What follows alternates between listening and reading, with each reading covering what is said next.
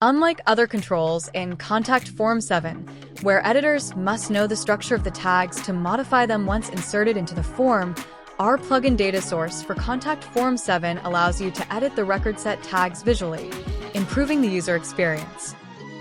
The icon is semi-transparent by default, so as not to interfere with the content of the form while editing it. When you move the mouse over the icon, it displays a menu with the identifiers of the RecordSet tags.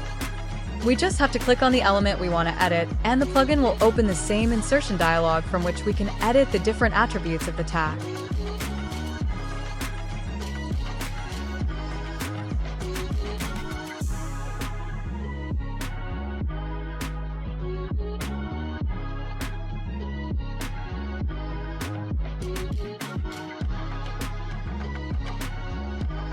Unlike the Insert dialog, this one has an Update button to apply the changes to the selected RecordSet tag.